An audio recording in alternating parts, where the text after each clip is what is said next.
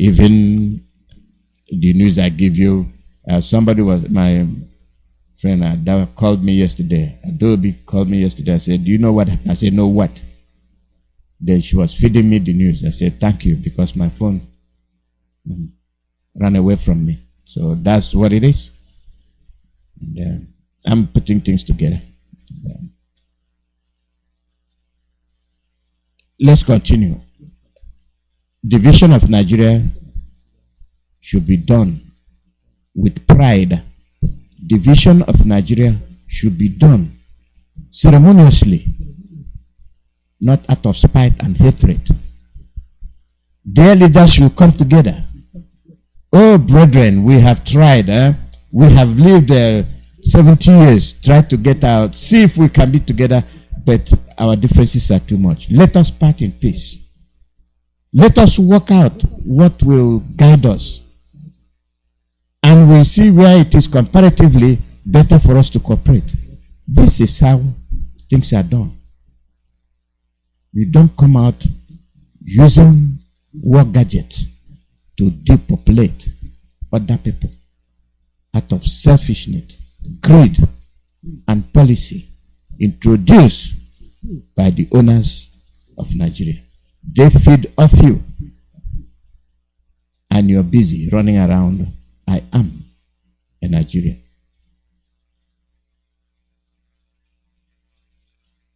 The politicians, this is to you. Like I said, the women are here, so over to them. Good morning.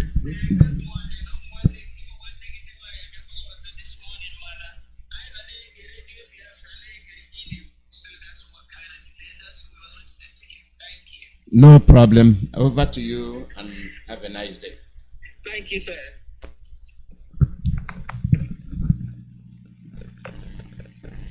Go ahead. We're on the radio. Thank you, Mazi, for this wonderful opportunity that you always accord us on Saturdays. Good morning, His Excellency Onyendu Mazi Nnamdi Kanu. Good morning, Mazi. Good morning, my sisters. Good morning, good afternoon, good evening, good night, great Biafrans, wonderful people, and IPOB worldwide. My name is Dr. Tina Eberechukwu. I am that same Ada Biafra from the heart of Biafra land, Olu province. We welcome you to IPOB USA Women's Program.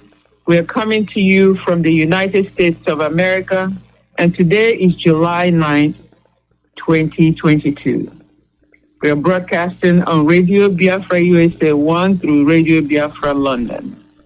The director of Radio Biafra and Biafra Television is His Excellency Onyendu Mazi Nnamdi Kanu. We who are on the radio this morning are, first of all, we are IPOB members. We support our DOS. We support our HTOS, our head of Directorate of State. We support our regional coordinators, and we support their deputies. We are grateful for the work of Radio Biafra presenters, Mazi Ike Peters from the United States of America, and the whole host of them. We love them because of the work they do for Biafra. And then, of course, we really respect Rapture Media Warrior. Lately, their work has been super for the exposition of the infiltrators in our midst. We are against all vows and all those who do not follow Mazi Nnamdi Kanu and those who do not follow Mazi Chike Doziem and the DOS, because those people are really disturbing what we're doing. And we do not want to give those people any more chance among us. Our leader is languishing in DSS dungeon because he dares to speak the truth to the world, but especially to that contraption. Chukwuokike Abiyama appointed our leader to come and liberate his people. And look at me and you. we have the temerity to stand up and talk and speak loud to make sure that everybody hears that Biafra must be restored. And that's why we come to Radio Biafra. That's what Mazi is speaking about every morning. That's what everyone comes to say. Biafra must be restored, whether anybody likes it or not. Biafra must be restored. Why is Biafra restoration important to our lives? That's the only way we can even start to live a life that is decent enough to be called a life. Because nobody is happy in that contraption called Nigeria. And everybody who God made deserves happiness. And that's all we're asking for. Basic ingredient of life, just to be happy. And if we're asking for that and you think we're asking for too much, you yourself don't understand what your life is about. Liberation for Biafra people. That's all we preach and that's all we want. And anybody else can be talking about anything else that concerns them, but what concerns us is the liberation of our people. Because we're in bondage in Nigeria. We thank you, Director of Radio Biafra and Biafra Television, Mazi Nnamdi Kanu, for this opportunity to speak out on Radio Biafra. My sisters and I are humbled for the opportunity that we have been given. May God send his holy angels. Send your holy angels to surround our leader where he is in the SS dungeon, to assist him in all his needs, whether they be physical, emotional, mental. Assist our leader to come out. When he comes out, he will emerge a stronger man than he went in. My sisters, we must begin our broadcast by you introducing yourselves.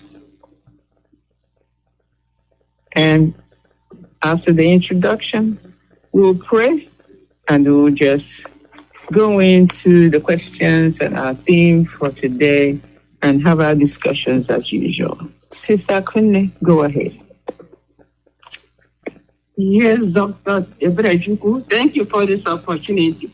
As we know, this is another day Chukwu has made, and we are glad and thank him for keeping us alive today.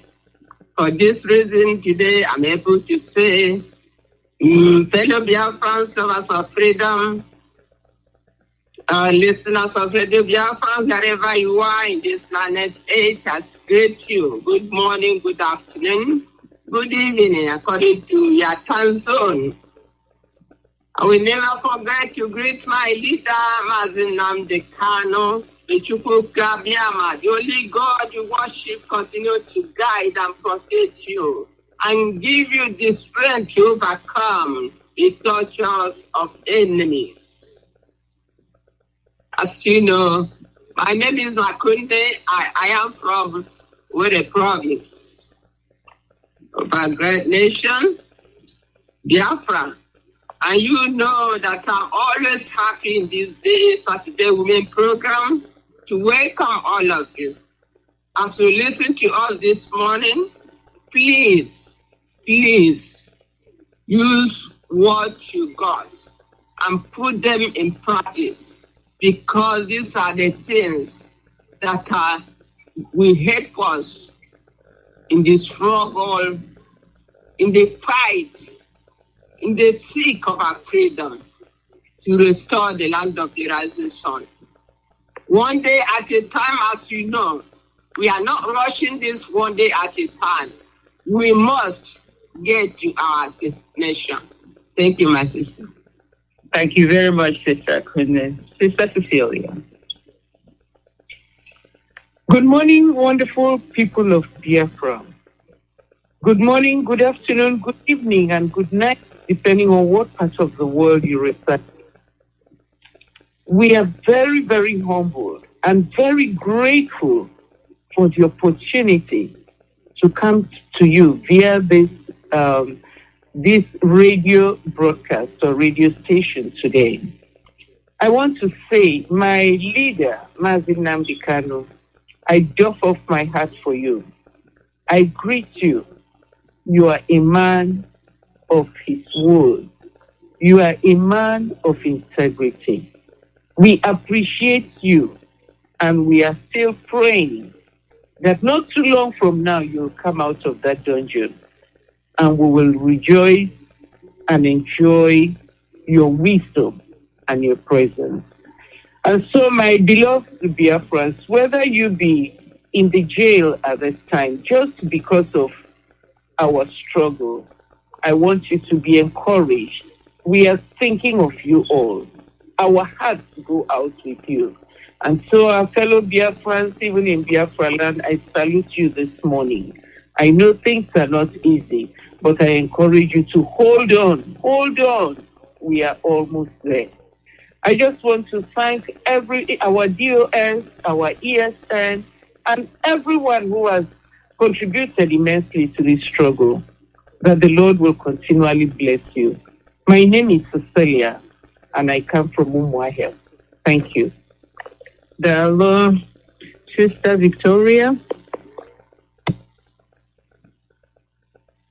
Good morning, good afternoon, good evening, fellow Biafrans, lovers of freedom, freedom fighters.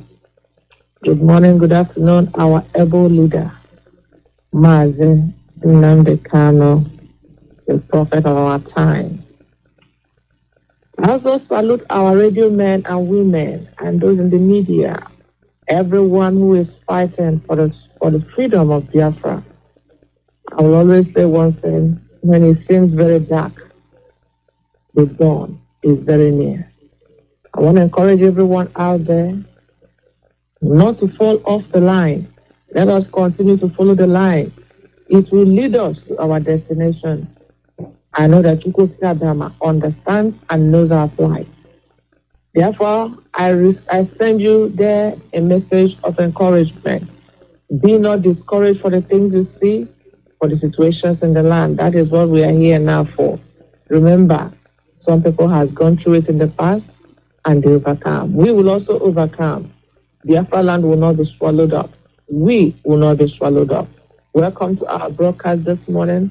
My name is Victoria Abumwafongwa. Ndewono. Ndewo nwa Chineke.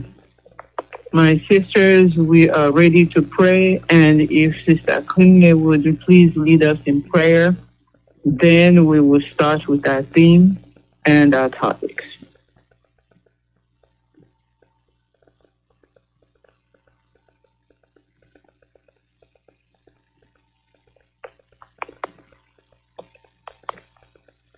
Sister Kanu, are you there? Oh yeah, I'm on. Yes, go ahead. Okay, let us pray. Almighty and ever-living God, we have come again today before you, Chukwuka. We thank you for your blessings. We thank you for guiding us.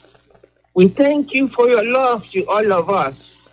No matter how much we are suffering, we appreciate you. We ask you today to bless all of us, fighting, struggling to restore the land of the rising sun. More in particularly, help your servant, the one you called to save his people. His name is Mazi Nnamdi Kanu. Protect him, Chukwuka. You are the only God we know. You are the only God we worship. Do not abandon us. The suffering is too much. See all the work our leader have done. At the end of the time, where is our leader today? Instead of our own people to see the way to protect our leader, but them are the one who put our leader where suffering today. For the man is weak. You Chukwuka, you can do anything.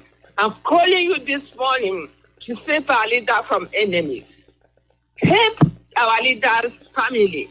The little kids, I always pray that these little ones may grow to be like their father. Help this struggle, the head of the state, the DOS, all of them, planning for the good of all of us, to restore the land of the rising sun. Give them the strength, the knowledge, the love to listen to what others are telling them that will be good for the restoration of this Biafra. For for all of us, big and small, seeking for the freedom of Biafra, do not abandon us. Continue to give us the wisdom. Continue to give us the strength. Continue to give us the love. Unite us together. That at the end of the time, glory, honor will be yours because the work has completed. Tukwokikabiama, we ask all this in your name, that you continue to protect us. Our leader need to come out from the dungeon of the Nigerian state. All this I ask in the name of Chukwukikabiama. I pray. Peace.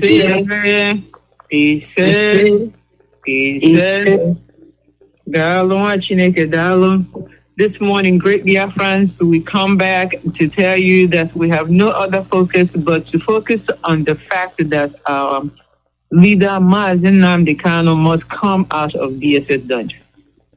We have no other focus until he comes out, and that Biafra must be restored through a referendum. And IPOB is the group leading the charge. That's our theme all the time. Mazi Nnamdi Kanu will come out, that IPOB will lead Biafra restoration through referendum.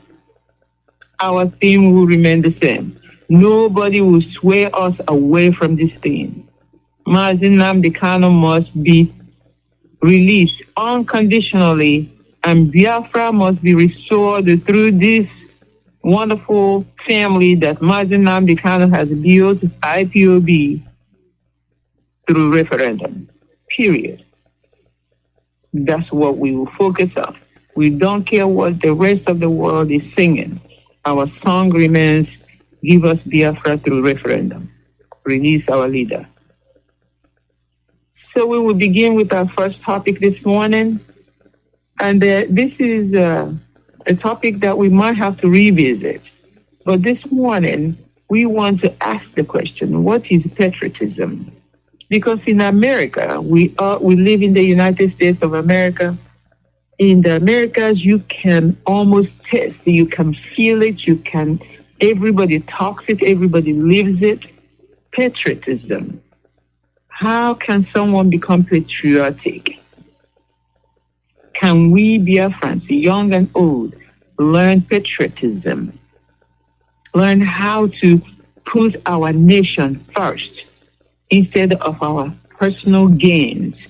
Can we learn how to put Biafra first instead of looking for something to eat in the meantime? Can we put Biafra first before we talk about our churches and our organizations?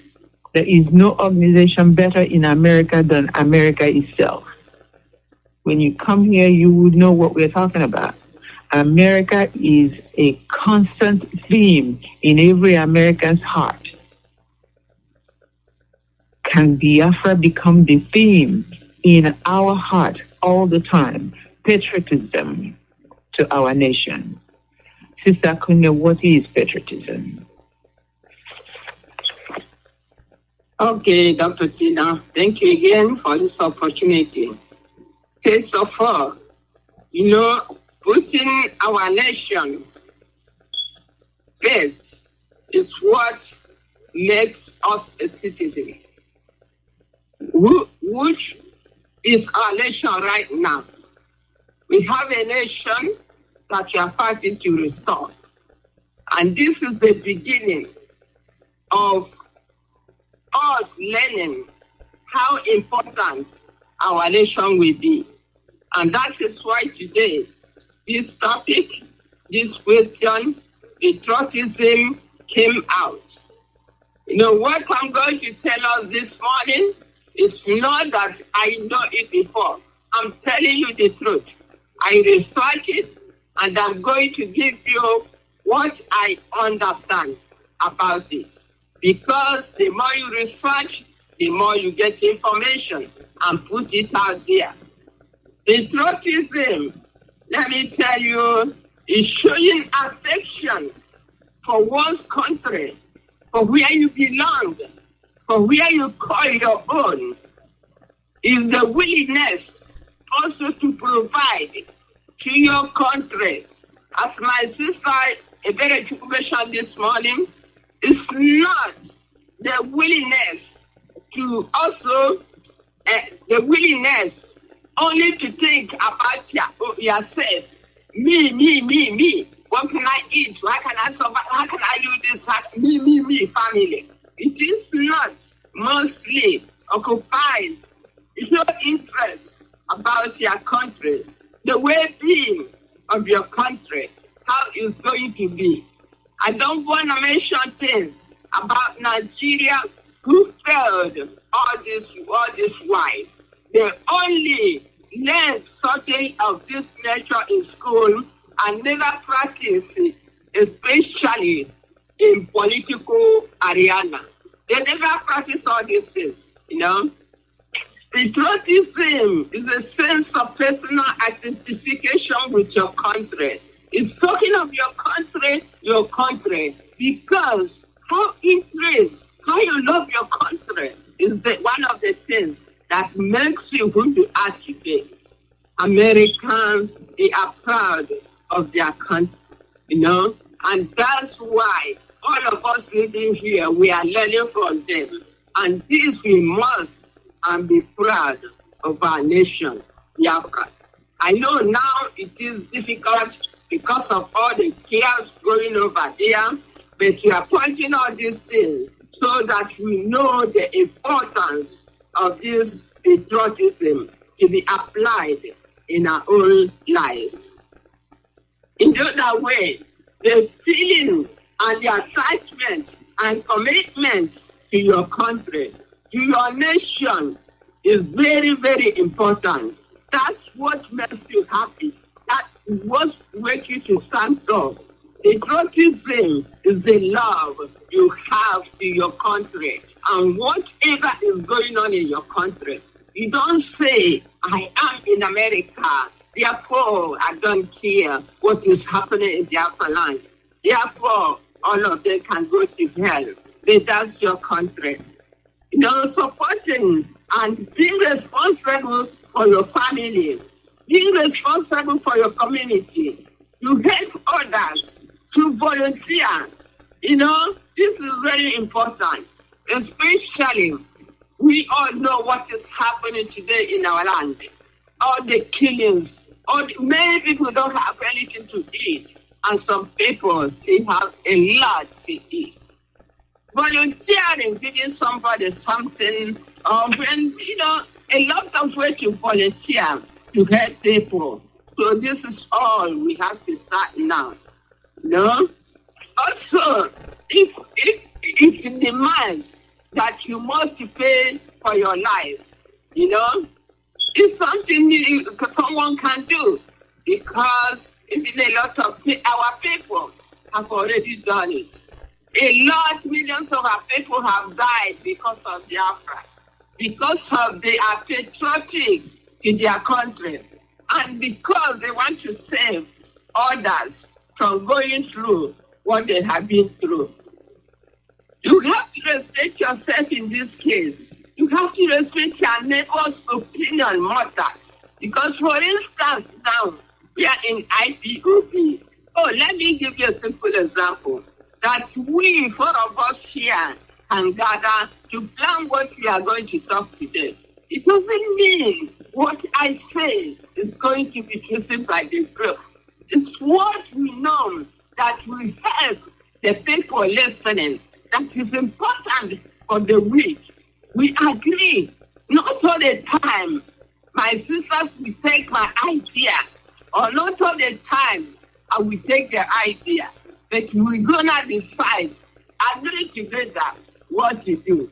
That's why it is important to respect yourself and respect your neighbor's idea and respect what you are doing together for the good of your country, for the good of the Biafra nation. It means, patriotism means thinking of yourself and working hard to educate yourself. It is not easy. If you are not passionate in all these things, you don't care.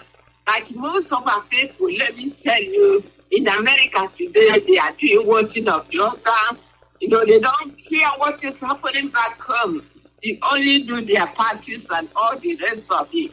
They all go around, promote what it doesn't supposed to be promoting. Patriotism, as you can know or understand, promotes public service. That is very important to the functioning of the state, the functioning of Biafra. That's what we are talking today. If we talk the goodness and the functioning of our nation, we are talking of Biafra. This decreases conflict if we are patriotic. Not everything you want on your own way. We should learn to serve others, decrease conflict, reduce corruption. Patriotism, my brothers and sisters, is very important because it helps to build up the sense of identity. Identity. It helps us feel part of belonging. We belong in our society. We belong in our nation. Mostly, we belong in Ipob. We belong in this family run by Mazi and Kanu. Wherever we are, we call ourselves one family. Brothers and sisters, let it not be in mouth.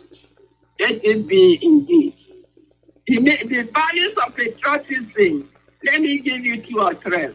That we must show special affection toward Biafra. A lot of people don't care about what you are doing. That is not the way to go. If somebody told me, I'm not going to put my hand because I know it's not going to work. I say, can you go to hell for me, please? Run to hell. That's right. That the struggle of Biafra cannot work. So you don't want to put your hand in it. We must define ourselves through our country, Biafra. Because this is the time for us to get up, to make business on what we are doing. We have to be interested in the welfare of Biafra. Anything that can make Biafra to be good or restored today is where we should put all our mind, all our strength. Also, I have an example of patriotism for you. Let me say this. In case of crisis, any crisis, let's say like what is happening in our land today, how they are killing our people, how they are shooting, destroying us. My brothers and sisters, when we are in this condition, we have to put our differences away, out of the line. We have to put our differences, we have to bury them. Bury our differences. We must unite. We must devote to our nation Biafra. How do we do this? Helping the people in need. Helping the people in crisis. You see now, these people, they call themselves evil governors. That's what I call them. Many of them doesn't care what our people are going through. They don't care. Some places you cannot see a road to enter their house.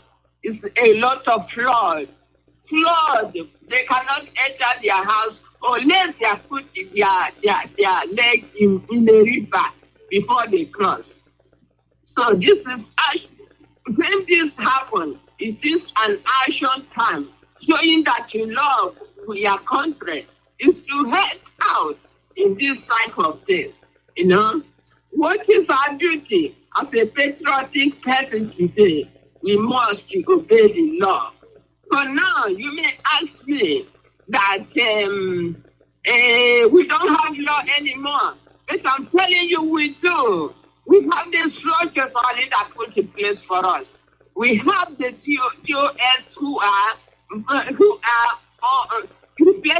replace our leader right now. We have to IPOB, Biafra struggle, have rules and regulations which we have to abide, which we have to obey. You know, we obey rules and regulations. This is what makes you a member of IPOB. This is what makes you a Biafran. You must obey these rules and regulations. It's very important. Many people doesn't like the word command and control, but it's simple. Just listen and do what you are told to do. Because you're an evil man, you may not abide on it, you know. But it's still very important.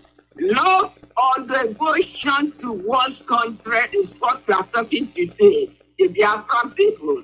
Devoted love, support, and defense of one's nation, Biafra, is what we are talking today.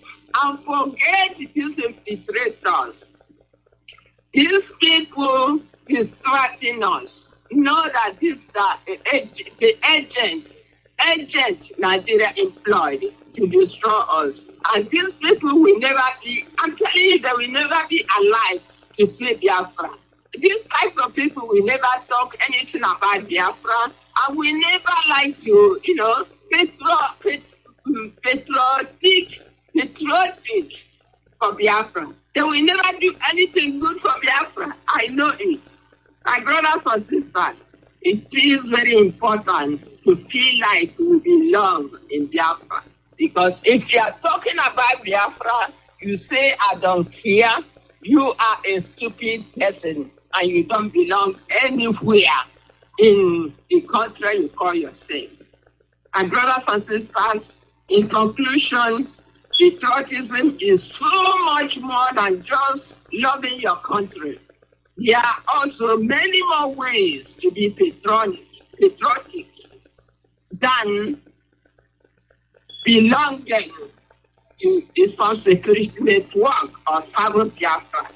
But just to believe, just to belong, just to do good things, just respect what DOS told you to do. It makes you a good person toward what we are doing. It's a simple word. Just obey, and what we had their country to function well, what we had the struggle we are fighting to go forward. That's only can qualify you to be a patriotic person. Thank you, my sister. Thank you very much, sister. Thank you. Now, sisters, I double dare you to add any more to what the Sister Kanu has already said, because she covered it thoroughly. So I'll ask Sister Cecilia, please add your voice to that.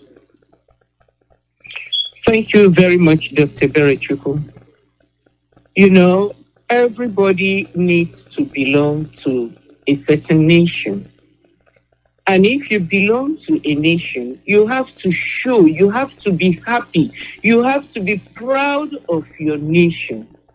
The Spanish people have their different countries, and when you look at them, when you talk to them, they are very proud of their nation. They want to go back to their country. The Chinese people have theirs. Different countries in Africa, now it's the Ghanaians. Ghanaians are so proud of Ghana because there is peace in Ghana. There is prosperity in Ghana. They identify with their nation. Wherever they are so proud to tell you, oh, I come from Ghana. You know, Biafrans, our land is Biafra. Like my sister has eloquently said, it is so important that we know where we belong, that we know what the name of our nation is, and that we represent it well. Patriotism is an act of moral duty that you owe your nation, you owe your people, to tell them, yes, I come from this place. Yes, I'm going to help you. Yes, I'm going to fight for you. Yes, I can even sacrifice my life for you. We should be proud to tell anybody that we are from Biafra. Where else can you come from? Biafra is our home. Biafra is our land. Biafra is us. Biafra is me. Let us be proud. Let us take Biafra. Let us imbibe what Biafra. Biafra stands for liberty. Biafra stands for life. Biafra stands for security. Biafra stands for progress. Biafra stands for hope. Biafra stands for so much. Biafra is our land. Biafra is who we are. I am a Biafran. You should be proud to tell anybody, I am a Biafran. And when you look at the different nations, when you look at them, this is why every nation has a flag. That flag represents you, and it says you are a Biafran. People are so proud of their flags. They are so proud of their languages. They are so proud of their national anthem. They are so proud of the paraphernalia that indicate, like our beautiful Biafran suits. They are so proud of whatever identifies them to belong to that nation. My beloved Biafrans, we must also understand that nothing easily acquired lasts long. Don't forget that. Nothing easily acquired lasts long. And so we can also attribute it to our nation. Our nation, we've gone through a lot. My sister just said it, so many people have given the ultimate sacrifice for us to get Biafra. So many people have demonstrated. So many people have given it their lives well to get Biafra. So many people have stood. Our leader is in the DSS dungeon because he totally, more than 100%, believes in Biafra.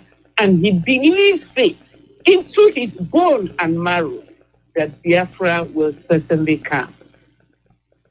I notice these days, some of us, when we go out for shopping, we are looking for imported things made in Aba, very good quality. Some of us do not want it because they are locally made. Beloved Biafrans, we are a prosperous and industrious people. The things we produce are quality things. The things we have are beautiful. Look at our cloth from Akwete that is produced in Biafra land. Look at the cars from Innocent Motors that is produced in Biafra land. Look at our children, even without IT education, they are molding things, they are producing things. We are a producing nation. We are a great nation. We are a nation the world can stand by. We are the light of the world. We are the people who will show the light to Africa. Beloved Biafrans, I am saying all of this that we should be proud of our heritage. We should be proud of our culture. We should be proud of who we are. We should fight for it, because when we finally get into Biafra, we will come to see that there is no other nation in Africa that will be compared with Biafra. That we are second to none. We are the first-class nation in Africa, and we must fight and maintain it. Biafra is the light of the world. Biafra is the light of Africa.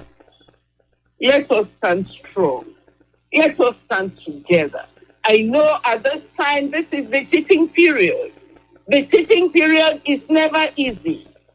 But by and by, after all the teeth would have come out, that child will be able to eat and smile and be happy. So that's what waits for us. Even though we are going through the teaching period at this time, very soon, not too long from now, we will have our liberty. We will enjoy. Those of us who are in diaspora will be streaming home because now we have a home. I think it is so comforting to know that we have a home, that we are fighting for Biafra.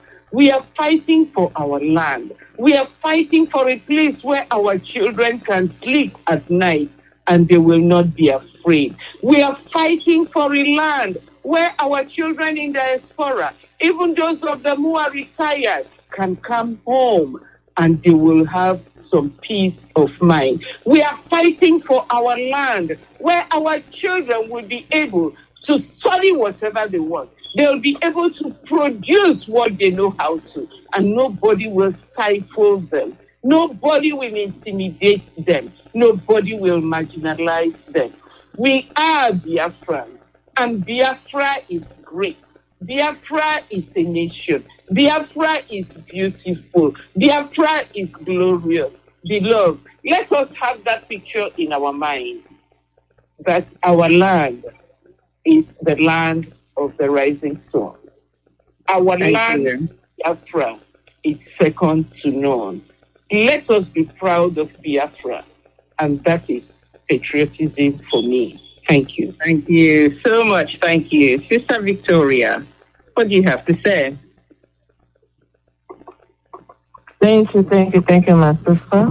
My sisters have said a lot about patriotism. I'll just add a few things and then ask a few questions as well.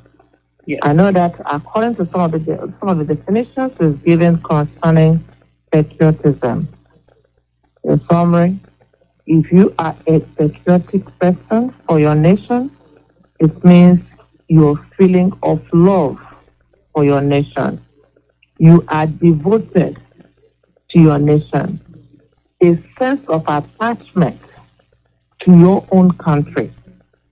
And as a patriotic individual, it brings us together in times of difficult times. As a patriotic person, you are willing to sacrifice, just like many people has done. You are able to bring every personal interest aside.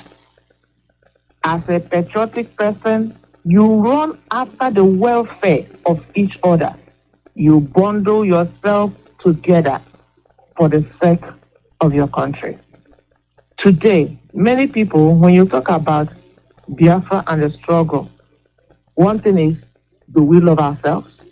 Do you think we'll be able to lead ourselves? I want to ask you that is asking that question. If we lose Biafra, what will be your future? What will be your home country? Where will you belong? Why don't we come together and fight that very important fight? Bring Biafra. Let us fight and kill ourselves by ourselves. Why are we willing to give up Biafra for sentiment of we don't love ourselves? For sentiment of we can't rule ourselves? Are you patriotic? Can you see what is happening in Ukraine? Ukraine as a nation. I mean, I saw an old man, even in his dying bed, he speaks Ukraine language. When the interpreter that came online was a Russian, he said, I don't want a Russian to interpret my language. Even though they speak similar language, he will understand it. There in his deathbed, he is fighting his own little battle for his nation. That's a patriotic person. He is patriotic to his nation. That is his love. He feels the pain of his people.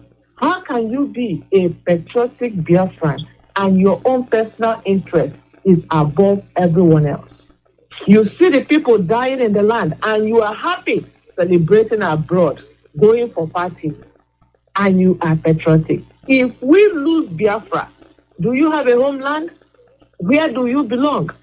This question is for you out there who do not care about the struggle, who is busy asking questions about if we love ourselves. Yes, many Biafrans love themselves beyond measure because they've given their life for Biafra. Some people don't have money right now. They've given it their all. It is up to you out there. Let us all put our hands together and chase out that evil entity. Let us come back and then fight with ourselves and put ourselves straight for the sake of our homeland. Many of us love our culture. We love our language. We love the way we do things. That is what we want to preserve. And as a patriotic person, we're encouraging you to join in today. Let us put our hands together and protect the interests of Biafra. Take away your own personal interest so that Biafra will come and we can make ourselves a comfortable homeland. Just like our sister said, where we can move around without the fear of AK-47 behind us. Where we can move around and you can get a job. You will not be afraid to develop the things you're going to develop, and you will not be commanded to close it down. A country where you can call your own, where you belong. That's what we are talking about. And I want to encourage everyone that is hearing our voice this morning, put away every personal interest for the sake of Biafra and be a patriotic Biafran. Thank you. Sister Victoria, before you stop on that program or that topic, I want to ask you, can all of us Biafrans, young and old, learn patriotism? Because it's been lacking. There is no patriotism in Nigeria. Everybody's afraid of everything. Can we learn how to be patriotic to our own nation now, Biafra? This is the ultimate time for every Biafran who cares about homeland to show patriotism. If you look at the definition of patriotism, you'll find out that even when there is division in the nation, in the time of crisis, people put away their personal interest. This is a self-learning process, is a self-teaching process. Remember what happened here in the United States in North Carolina. When people's home was washed down by flood, you see how everybody, no matter where you come from, and you know that people are suffering, everybody begin to send supplies to support them. But in Biafra land, I don't know why it looks like it's different. That you are going gallivanting in different parts of the world, enjoying yourself, partying around, and people are dying like leaves every day. What else can make you show patriotism if not a time like this? When you are not safe in your home, you are not safe in the market. When are you going to learn to be patriotic? Is it when the blood is flowing in the streets like water? Even at that, some people will walk over them to enjoy them. They will walk over the cops. I mean, Biafrans. My sister, this is individual. If Biafrans right now, individually, cannot learn to be patriotic to our struggle, cannot appreciate the leader of the indigenous people of Biafra, who has forsaken everything and is in that dark room all by himself, and for that reason decide to put personal sentiments aside, personal arguments aside, and come together. If we can't do it, then we are not worthy to live, because anyone that cannot protect themselves in times of crisis have left their door open and therefore not worthy to live. The only way we can show the world what we are fighting for is a time like this. A time like this that every young and old know the suffering that is going on. It is not a time for hand pointing. It is not a time to take bribery. It is not a time to take Fulani to our different villages or to point out to those who are able to feed themselves. This is not a time. When we do that, we are unpatriotic. And we can never learn it except in the grave. Even inside the grave, we will not learn patriotism. This is a time. Show that you love Biafra.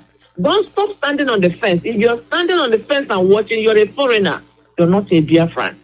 If you are there and you're putting your personal interest above everybody else, you are not patriotic. Our leader, Mazi Nnamdi, is an example of a patriotic Biafran. He put even his own personal comfort behind for the sake of people who are spying against him and put him in that dungeon. Let us emulate our leader, Mazi Nnamdi Kanu. Even if you don't know what it is, let us emulate him. Let us emulate people of Ukraine, even though they are dying. They are dying with their hands. Stick together with each other. They don't care. They are fighting for the land. That is a way to learn. Difficult times bring people together, and that is when you will know if they are patriotic people for their nation. Wow. Thank you very much. I am telling you, great Biafrans, this is the time of learning. That's what we're trying to say this morning, is that learn patriotism if you don't already have it. I know IPOB Worldwide, that's what we have. We have, as a family, IPOB Worldwide. IPOB Worldwide has this patriotism in our blood. That's what makes us stick together and keep fighting. So the rest of us Biafrans out there, please get patriotism in your blood. Get patriotism in your act. Do what is necessary to restore Biafra, and put Biafra first before anything else. Not religion, not anything comes before Biafra. That's patriotism. We have learned it in America, and we know what it looks like. We know what when people act patriotic, we know what it looks like. So please do it. Okay, our next topic is like the other, and Sister Kanu this morning has a kind of pricked our conscience in that we do want to look at. Why are they holding our leader? Why are they still holding our leader? And with that, we also want to ask, who is responsible for Kuje prison break? What is going on in the contraption? Think about all of this together. They're holding our leader, then they have this big... And do you know, Nigeria has no solution to any of this. Nigeria has never had a solution, will never have a solution for any of the problems that besiege Nigeria. That's why we must wiggle our way out of that contraption. So let's think about it. Why are they still holding our leader? And who is responsible for the Kuje prison break? Sister Cecilia, please. Yes, my sister. You know, the Nigeria is in disarray. It's like there is no leadership. And whatever leadership they think they have is kind of smeared with this idea that we have to loot everything we can, and we have to take whatever is remaining. We have to ship some of them to Niger so that we leave the Nigerian coffers dry, so that the people in Nigeria will continue to live in suffering. They seem to have no idea about their institutions. You know, there was this man, I don't know if we still remember him, My Lafia. I think he was killed sometime. Yes. He was saying that they realized that most of the prisons, and yes, the prisons, every Friday, the door is open for the Muslims to come, and everybody, you just walk in, no security, nothing. You are free just to walk in. And this is every Friday, and just for the Muslims. Every Friday, just for the Muslims. So they come in, they tour the place, they look around, they see all the loopholes they have, and they see all the broken doors and all the broken windows, and then they make their plans. And you know, it's interesting that when these kind of things happen in Abuja, nobody says anything. When it happens in the East, they say it's ESN. When it happens in the North, nobody says, no arrest is even made. This is a whole prison, federal prison, Kuje prison. They were able to break into it. release the people. And you know the funny thing, they said when they went in, there was gunshots for 2 to 3 hours. Can you imagine? For 2 to 3 hours, there was shooting and there was no intervention whatsoever. So for me, I understand that this was a planned act. And they know the people they wanted to set free. And they achieved in their purpose. And now those people are gone. And the Nigerian government is looking like a man who is dazed. They do not know where they are going or where they are coming. Because this is all planned out. You know? It's so sad that this kind of thing can be happening in the parts of the world where you would think there will be maximum security. But there is no security. Somebody can break into the jail anytime. Somebody can kill all they want to kill anytime. And somebody can disrupt the peace of the people living around that area. I suspect and I believe that this break into the Kuje prison was expedited by the Sokoto Caliphate, the ISWAP, the repentant Boko Haram, and all those people who have been killing and maiming and stealing. They are the ones who went in and break into this prison. And I am warning them with our leader in the DSS dungeon. I want to say that let nothing happen to our leader. Let there be not even a scratch on his body. Because now I see that it is planned. They can break into any prison and kill whoever they want. And they continually keep our leader in the jail. I am saying, no matter where you break in or where you break out, do not hurt our leader. Do not scratch our leader. Our leader is a man of peace. And he even said it, that he wants people to be at peace and he wants us to remain at peace. But let nothing scratch him. I am saying it to you, whether you be ISWAP, whether you be repentant Boko Haram, whether you be Fulani herdsmen, whatever you are, even a Bubagu, whatever you are, let there be no scratch on our leader's body. And then that's when you will know when the tiger is led out of the cage. You break into anything, anywhere, anytime, you kill whatever you want, there is no arrest, there is no security, there is no investigation, nothing. Because they think that from the top of the government to the bottom, they are all Fulani. And therefore, they can do anything they want. They can break into any prison they want. They can kill anybody they want. And there will be no repercussion.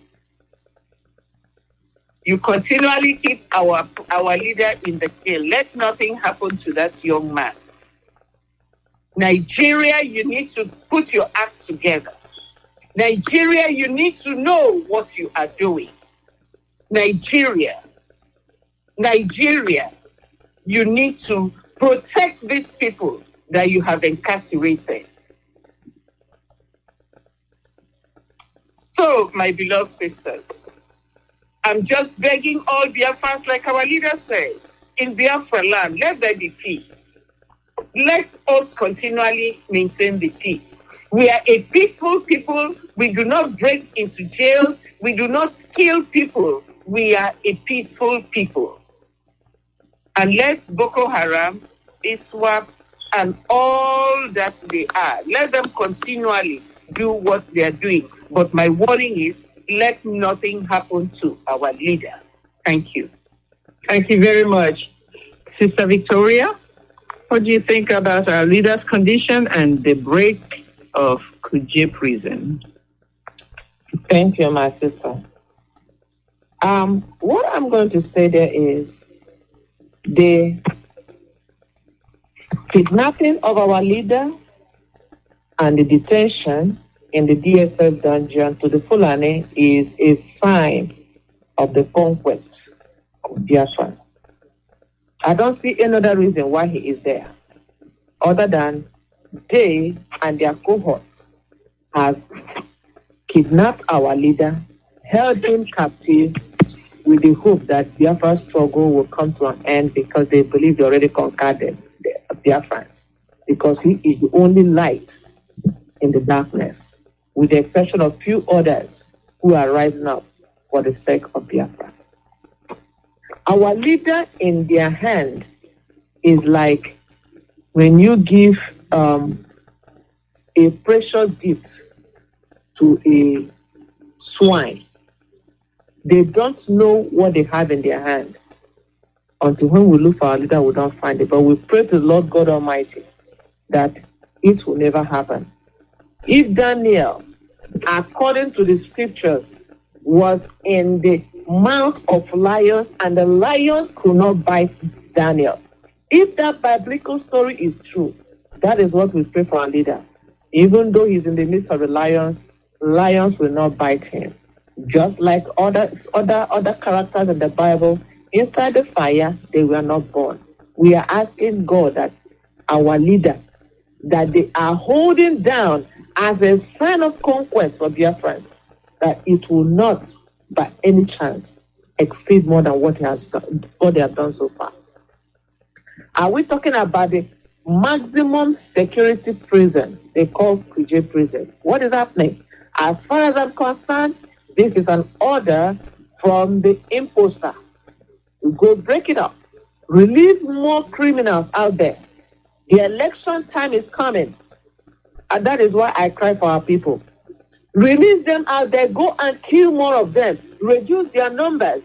That is what happened. They gave the order, the imposter.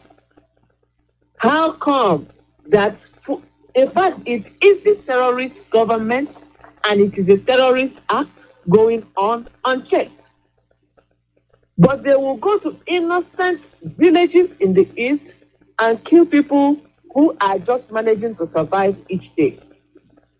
I don't know anybody hearing this kind of news if they will feel that this is right or wrong, especially those who say they are watching over the world. The United Nations, EU, AU. How can you trust a country that has no, even at the maximum security prison, the terrorists can go and break it down? Like my sister said, it is just it's like their own back door to go into the prison house, to go and break it up, just like they go to the churches, they kill the priests, they kill the church members, and nothing happens. Nobody says a word. All of them in the Senate, all of them, they have a bag covered over them. Nobody says a word, and they feel they can do anything. But there is one thing that I know. You may feel, Fulani and all their cohorts, that you have already won. Until God says you have won, you have not won yet. That is what is happening. That is how they've been killing people one by one after the other. They have been killing Nigerians, and nobody says a word. So long as it is Fulani that is killing, it is their land. But it is not so. It is not over until it is over. They will see people who are going on, and there is nobody has ever been held accountable. So who is it? That is the Fulani government in charge. Our leader said it. Everybody should pay attention to what our leader said. Everybody should pay attention to what our leader said. He said something about Fulani foot soldiers, but many Biafrans, many indigenous people are waiting for when war will be declared, for them to know that they are at war. You don't need to wait. Our leader said it. You cannot wait, because Fulani foot soldiers are already at war with you. They're already killing you, chasing people out in their villages. If they can break through a maximum security prison, and yet the Fulani government does not know who did it, one day they will begin to claim responsibility. When they do it, they'll now be bold to tell the world, look, we did it. Because right now they are playing hide and seek. Fulani government is playing hide and seek because they believe they have already conquered the people. And indigenous people in that contraption are still sleeping, waiting for when the war will come. They are still waiting, but the Fulani is already at war, killing the people. I just want to tell them that our leader is a precious gift in their hand.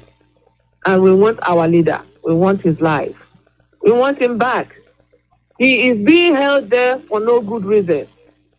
It is clear to every Dick and Tom. It is clear to everyone who is following. It is clear to Britain that what they have been doing, that all the things they have been working is working out for them. Therefore, our leader is very important to us.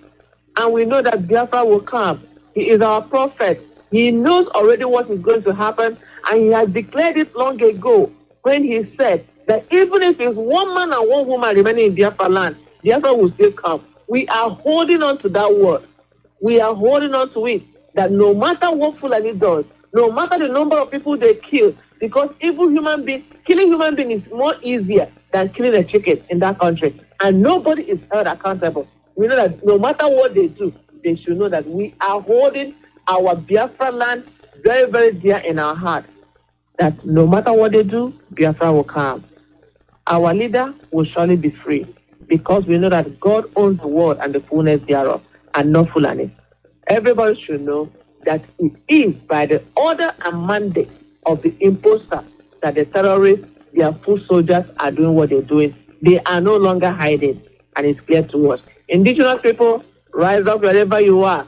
Do whatever you can do. Wake up from your slumber. The war is on. They have released the worst criminals, and they are coming after you. Defend yourself the best you can. Die a brave person defending your land than die a Fulani slave. It is worse than even death. Thank you. Thank you very much, Sister Kunne. Yes, I thank my sister so much. I thank them because they have said a lot, and I agree with them. You know what happened about holding our leader? We have to understand that if you are not with them, you are against them. Our leader was against them. That's the reason why they are holding our leader to today. Our leader told them the truth. That's why they are holding him. Our leader condemned the atrocities, criminalities. Our leader condemned injustice against our people and order of those who call themselves Nigeria. Our leader condemned all these things. That is why they are holding our leader. We have to remember the offer they offered to our leader to stop Biafra agitation. Did we ask them ourselves, why didn't our leader accept the offer, even the properties, and go and rest, enjoy his life with his family? Why didn't we do it? Because of the love he has for our people. And because of that love, he is still suffering today. This is what it is. Because of the love for Biafra, they are still holding our leader. But who are they? Who is still holding our leader? Very good question. Administration called Nigeria cabal in government, the terrorists, the fake Fulani, anything about all the criminalities in Nigeria working together in the same administration, they are the people holding our leader today. Because of the truth our leader told them. And because of that, they are holding our leader. They want to destroy Ipob, hoping that it is better for them to do it when our leader is incarcerated. But they have failed, and we continue failed. Woefully. Yes. You know what happened? They also use our brothers and sisters. Those who think is fighting with us, they use them to want to destroy what we are doing. All of us see what happened here in America, so stupid women. Women, if it is men, I know how to talk about it, but women who carry their children in their stomach for 9 months, and they are killing them. The women, how they treated the struggle in America, all of them failed. We see how Nigerian government, with the money from Eastern region, natural resources, they have employed international communities to lobby against what Biafra is doing, to stop the agitation. And our leader said, even though when our leader is staying with us physically, and our leader said, no, all this, they are holding our leader. What are you going to tell me about the Koji attack, Koji prison attack? They are the same people, the Fulani cabals, the terrorists in government. This administration today that have put Nigeria in a horrible condition. They are the one. What is anybody going to tell me about this? They are ISWAP. They are, who are they calling them? They are Boko Haram.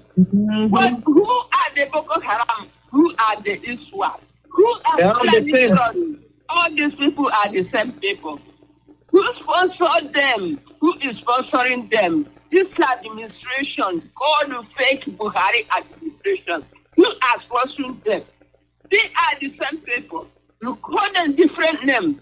ISWAP, Boko Haram, Fulani terrorists. You can name them into 100 pieces. They are the same person. Joined together, called it themselves different names.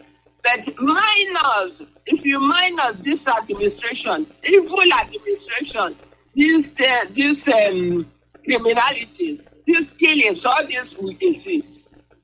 To ask me why a country called itself a nation like Nigeria cannot fight the terrorists, cannot fight those who go, cannot find out who go to the church to break the church and kill a lot of people. Sister Kanu, I know you're the wrong. Let me answer that question. It's that because the Nigerian nation has become the terrorists themselves. That's why they can fight it. They are the terrorists. My sister, I'm still coming now. You didn't allow me to land, you know? Yes, ma'am. I'm still coming because I know this stuff. I know it's what Nigeria are doing. They cannot find it because they are themselves doing this. They are the criminals, the Boko Haram, the ISWAP, the whatever they call themselves. That's why it is difficult for them to find it, to hold somebody accountable. Because they cannot hold themselves accountable. They cannot. They are the ones. Koji prison, as my sister said, one of the most well-protected, well-built. How can they go and destroy this with the extent of damage here? With the extent, they never tell anybody how many people were killed there. Somebody saying 2 officers, 1 wounded, this one wounded. Nigeria is a hell. They are telling 300 people, some places say 800 or something escaped. Who are those that escape? This is a blind game they have played and continue playing it to release their own people in jail. To release them in jail and send them back to Eastern region to start killing our people. This is their game, you know. They are lucky people, they will go to prison and break it and, you know, send them back to work. I'm just thinking, if this what happened in Koji prison or what happened in the Abuja, the Nigeria capital, if it happened in Eastern region, what will you see? It did. Yes. It did in a way. Yes, I know it did in a way. We know, all of us know what happened. How army, all Nigeria army were in a way, killing, shooting, fighting, all the come, all the tank, all those things. But it happened in the capital. Did you find any of them? Nobody hold accountable. They did not kill anybody. But if you see the Eastern region, they will kill hundreds of innocent people. People that never carried a gun, never carried a knife. Innocent people trying to survive one day at a time. These are the people they are killing, you know. What happened to Kujo prison is very disheartening. I'm telling you, Nigerian government, take Buhari, you know, and your administration, you have to understand, you will continue to reap what you sow. You will continue to reap what you sow. For this reason, I am praying that the next attack will be in Aso Rock. Why you guys cannot protect the country, secure the land, and find out who is responsible? The next attack, you will attack yourself, and it will happen in Aso Rock. It will happen in the House of Assembly. All of you will die as you are killing innocent people. You know? It will happen there, all of you will die. As we are saying, the extent of what happened in Kogi prison, this is how to be an eye-opener to many of us, especially those back home, that no prison in Nigeria is safe. No matter how much protection you say there is there, no prison is safe. No institution is safe. They kill, they destroy anyhow. Nobody says anything because the government are the ones doing this. You know, this is very shameful to Nigeria, the giant of insecurity. Say where you are today, giant of insecurity. Buhari blame. I heard that Buhari was disappointed at what happened. I said, you don't need to be disappointed. He should be crying and blaming himself. If he is a human being, he should resign immediately out of shame. That's what I'm saying. Buhari should resign out of shame. He will not, because he sponsored what happened.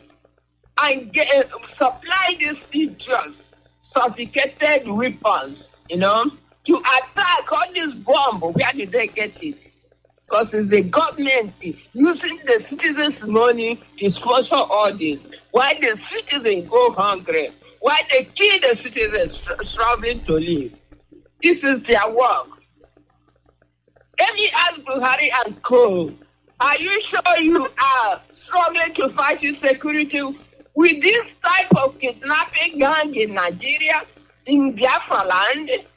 The Boko of Boko Haram, are you fighting for insecurity? You promise people that you will fight for insecurity. You will fight for corruption. And now they are growing. The conclusion and end of all this is to let Biafra go. The conclusion of all the games happening in Nigeria is to let Biafra go. We must restore Biafra. This is the only thing that will solve this problem with Nigeria people. Let them go continue killing themselves. Let them go continue killing themselves, my sister. This is very bad. Very, very bad. Thank you, Mahina. Thank you very much, Sister Akunne. I can tell you this, that Kuje prison break looks exactly like Owerri prison break. That they did the same kind of rituals. They even prayed. They even sang. They did what they had to do. They called out everybody. They separated them into groups. They asked them who they were. And they told them the same thing. I don't know who they were talking to, but they said to everybody present, we want the same thing that you want. We want freedom. We're looking for the same thing that you're looking for. This is hours of operation. Nobody blinked. Nobody moved. No army, no soldier, no police. Nobody spoke. are in the federal capital of Abuja. They did all of this, separated people into groups. There were at least 600 people in the prison. All of them were let go. They killed no one. And they said, we're looking for the same thing that y'all are looking for. I don't know who they are, and I don't know who they were talking to. And do you know what that signifies to all of us? Clearly tells all of us that no one is happy in Nigeria. That's all it is. Nobody. And we know that the government has a hand in it, and their sponsored agents have hands in it, but they are unhappy about what they call one Nigeria. So what is the solution? Let the nations go. Let Oduduwa go. Let Ariwa go. Let Fulani go. Let Biafra go. Let whoever else is in there, Kwara Ramfa, Middle Belt, whatever you, let everyone go. To your tents, O Israel. To your tents. Because nobody's happy. I heard somebody's analysis yesterday who was that?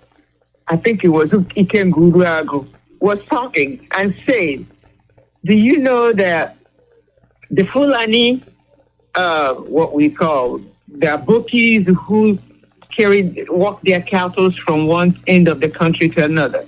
How can a person be born to walk in the bushes all his life, never having relationship as a family, never having a family, never walking in a group of people, never waking up with your children and your wife or somebody, but you're walking, and some of them are very young children. They start from when they're 10 and 11, walking great distances. How can somebody like that be happy? Think about it. And then the people whose cattle they're rearing are living in Dubai and in London and in great cities around the world, and their children are attending Stanford and Oxford and Leuven, wherever great universities are in the world. But you have other people's children walking your cattle from one day to another and not having a life. And you give them a big gun, AK-47s, AK-49s. They carry them and they shoot anything that threatens their cow or themselves. How can you make such a monster and think you have a great country?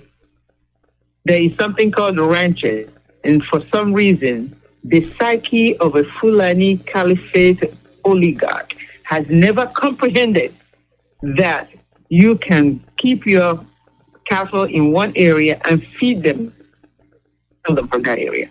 Somehow, something that every world knows has never sank into the psyche or the brain of a Fulani slave master. They're killing more of their people than they're killing ours. Look in the north. They're killing more people everywhere, especially targeting Christians and religious people that are not Muslims. So my sisters, nobody is happy in Nigeria. The solution, let everybody go. Conduct a referendum and let everybody go. That's the solution. Yes. So the quicker you do it, the quicker everything settles and people start to get some semblance of life in that contraction. All right. So we speak in English in Radio Biafra, and I know there are times where Mazi and other people give a chance to speak in our Igbo language or other dialects of the Igbo language on Radio Biafra. But these women, these IPOB women in the United States of America, we're asking, must we always communicate in English? Is that not exposing ourselves more? And this morning, we were listening to Mazi, and that's really why we came on late. We were listening to Mazi say the same thing, that the slave masters want you to use their language so they understand everything you're doing, so they can decode you faster than you can even think what you're trying to say. Ukrainian man, as an example he gave this morning, said that he didn't want a Russian or somebody else already said it this morning. I think it was Sister Victorious.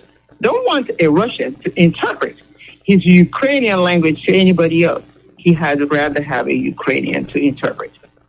When you go to their churches, they will when you go to their parliaments all over the world, the Frenchman will speak in French and they will interpret to anybody, and everybody has their own interpreter to interpret the French to them in their language. The Englishman will speak in their English language. The Belgians who speak in Dutch, whoever speak in their own language, Germans who speak in their German language. But you come to the Arabians speaking their Arabic languages. But you come to Africa,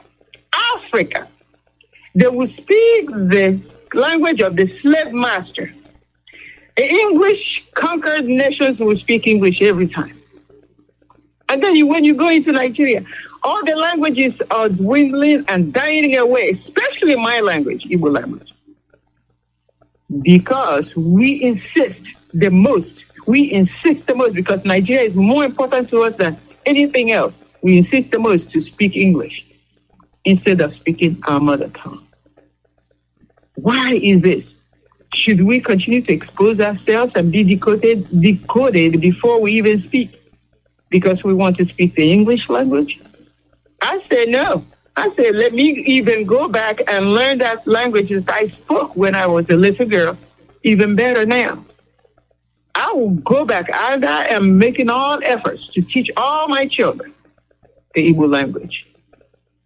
So shame on us if we drop it. Sister Victoria, I know this is dear to your heart. Go ahead. Thank you, my sister. You know, the sign of a dying nation is when their language is dying.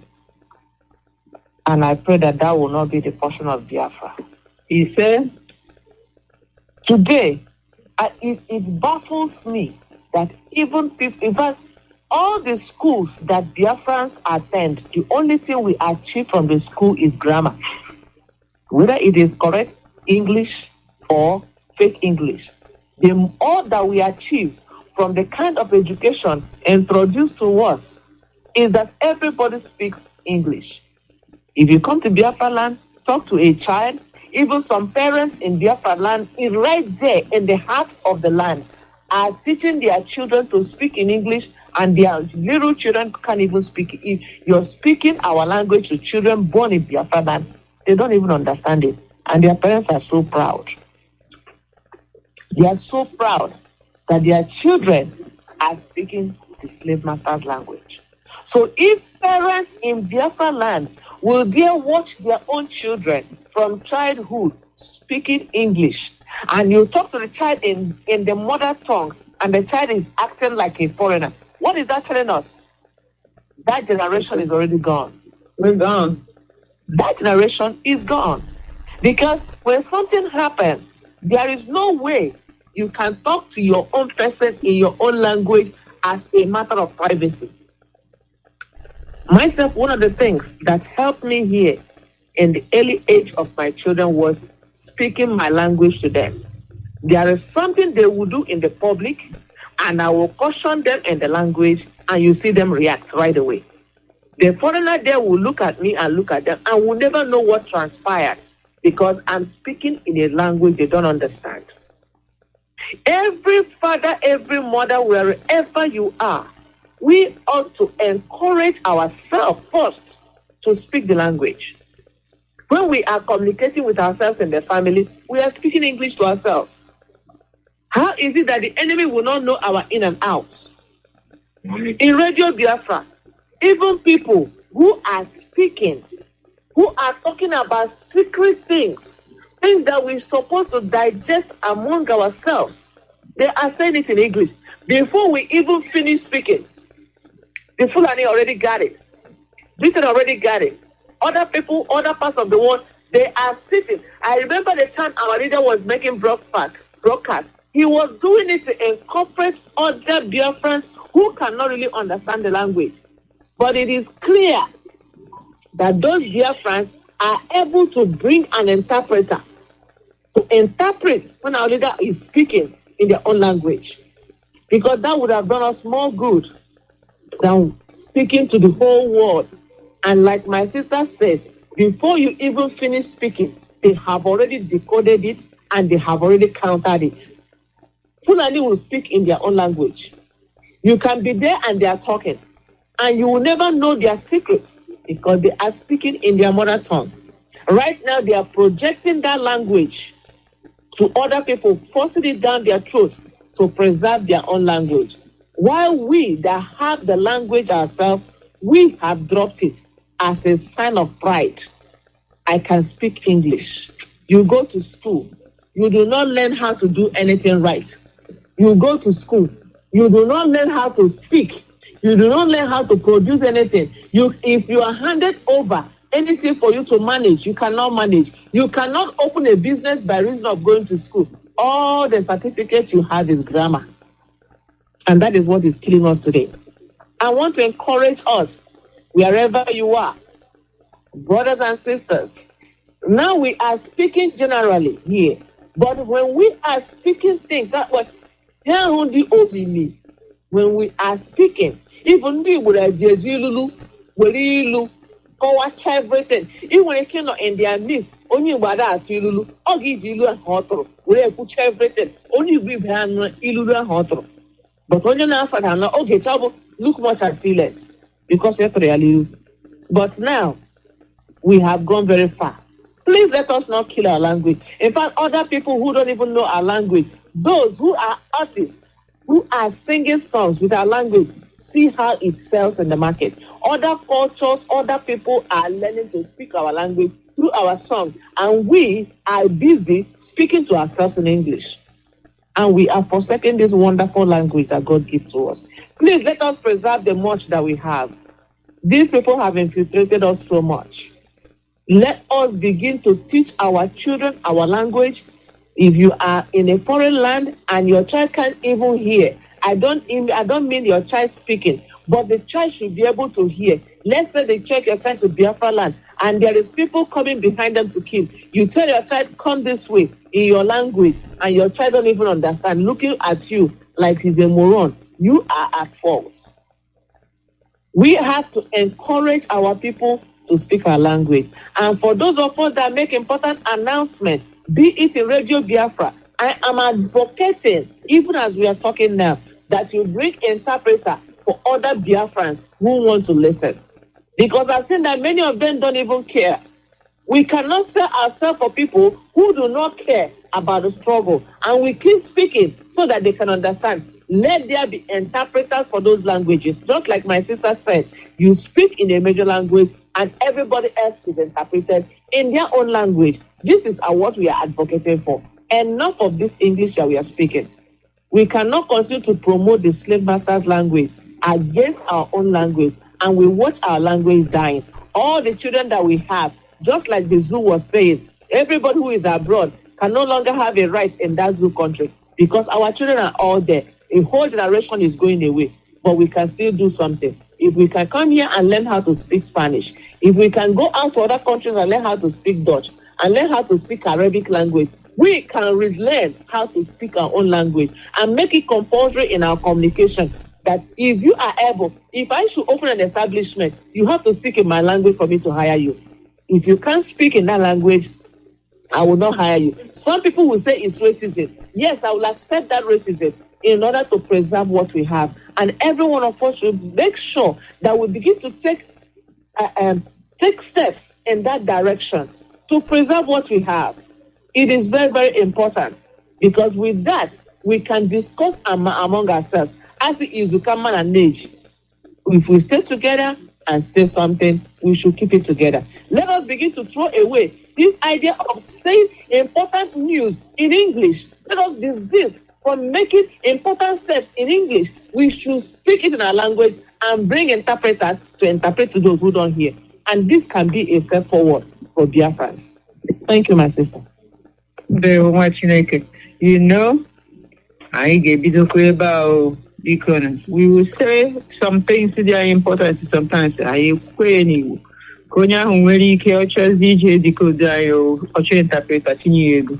That's what BBC was accusing Rapture Media of. And we want to be accused of the same thing. Because Indiana Bondi Obodeliza, and we don't want that anymore. Thank you. Sister Kunle. Yes, Dr. Berechuku, you know, I cannot say it better than as my sister Victoria have elaborated it, and that's what we are looking for, you know. I remember when, you know, actually most of the time during school, let's say, if you don't speak English, they think that you are illiterate, you know. You are illiterate. But if you speak English, you are intelligent. This is to tell you the ignorance of our people. It is horrible because, you know, you have some people now, some of our people, let's say Igbo people, they are in Port Harcourt, they are in Aba, they are even in Owerri, even some parts of the north. They tell you that my child and my children, they don't speak Igbo, and they don't know Igbo. You don't know Igbo, your language, but the parents will be proud of it. Because my children, they know English, they are more intelligent, and they are very proud of it. They are very proud of it. That's what I'm saying. Very proud. Oh, he doesn't speak English. I say you are a stupid. You are a dumb parent. What you are. I remember some time ago that some students were flogged in the school because they speak Igbo language in the school. Can you believe this? This has been happening. This is not a new thing. It are people so ignorant, thinking that English is the only way, forgetting that they have a language. And for Nigeria, English is the second language. All ethnicity have their own languages. Because of the ignorance of a black man, let me say the Nigerians, we, Biafrans, we prefer to speak another person's language. As my sister said, exposing their impact. Important things, not only in Radio Biafra. For me, I can say, when we are talking, you know, if you are talking to the world, let us speak in English loudly. If the things are pertaining mostly to our people, encouragement or announcement, let us put it in Igbo language. Let us do that because it's going to make a difference. And our people will start learning again. Many of us today, I am one of them, doesn't know how to use certain words in Igbo. You know, we speak Igbo, we put English. Some of us cannot even make a sentence without putting it in English. Then we say we are intelligent, but forgot that we are ignorant. We are ignorant, my people, because we cannot speak our own language. You know?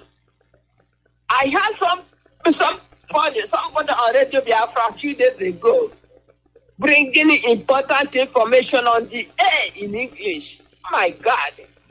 Do you supposed to say that on Radio Biafra, even in English? The people have taken it. Before you drop, you finish in Radio Biafra, they have used your information for something. Tomorrow we will see that people are fighting on us. People are against us. Only that we bring our secret information, we expose it out there. I believe and I agree 100% that we have to say the reality, say the truth and how things goes on Radio Biafra. But I don't agree that we have to say everything. If there is something important, we have to tell our people, let it be in Igbo language. As my sister said, if other ethnic group within us, who doesn't care much of what we are doing, If they are interested, they will find somebody to tell you what did they say. From there, they will start becoming seriously on what we are doing. Exposing ourselves too much is not good. Also, the people, the children born here, if you start from day one talking to your kids in Igbo, they can go to school and come back, you speak Igbo at home. It's not easy that you have to put, if you want your children to hear Igbo, you have to put more effort on it. For instance, now, enwere nwa anyị gara ịnọ na nsogbu here because ọ kụrụ nwa anyị ihe. Nwa ya gaa na school jee na-ekwu na mma ya kụrụ ya ihe. Akpọta gaa na-akpọ social worker ka ọ bịa n'ụlọ ha mana ihe mere ni. And adịghị ready iwere nwatakịrị a jee nye ndị ọzọ ka a na-azụ nwa. Nne ya agwụ ya n'Igbo. Ọ bụrụ maka ịgba ndị na-abịa n'ihe mere ni. Ndị ga-akpọrọ gị, and ị ga-awụ n'ohu, ị ga-awụ ohu, ị gaghị ahụ mmanya ọzọ ege. Mgbe ndị bịara, nwatakịrị ọsịgịrị, nwatakịrị agọọ na ya ma ihe mekwere eni, ọ dị ka ya hitiri aka ya, ewere ebe ya hitiri aka ya, na nkwa mme ya mere ihe ahụ.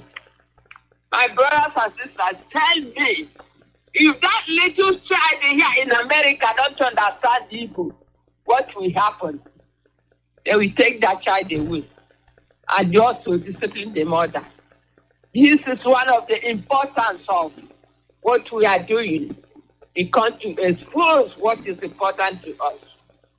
Well, let me stop it here. My sister has said a lot on this. I think which way are we headed? But I'm also happy that Mazi and started elaborating this. And little by little, our people will arrive. Ndị Igbo say, a na-eji nwayọ na-aracha dị ọkụ. Ka ọ dịwa na ndị enwe m brothers and sisters. Daalụ. Daalụ, Nwada Akunne, do you know? All good and I got so happy was so happy. All Karaya mother and I know now so Igbo. We can say sentences, we can speak paragraphs, but those important things, the objective of maybe making the speech, maybe should be delivered in our language. If you know how much you can speak, speak it. We have been in America too long that maybe we cannot speak sentences or paragraphs in Igbo, but we can speak Igbo.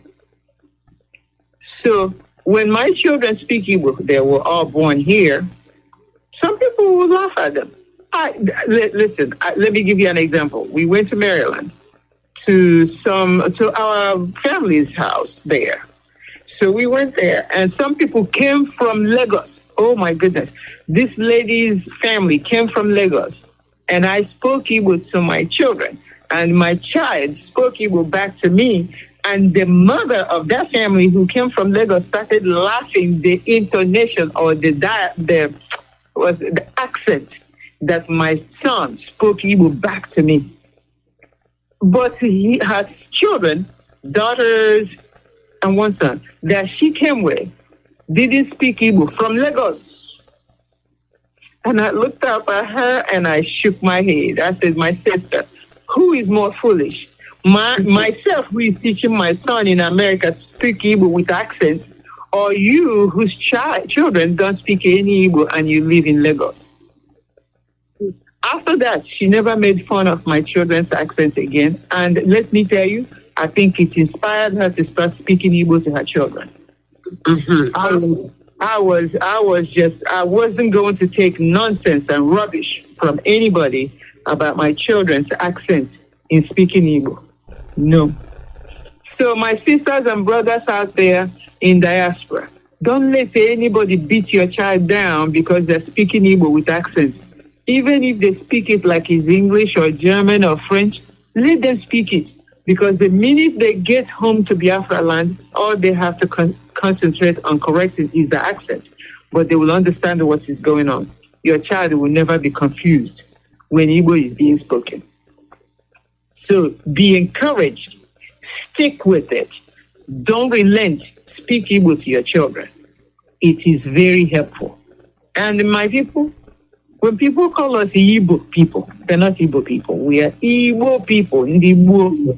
GB. And let me tell you, it's the worst thing that any child born outside of that Igbo land can say is that GB.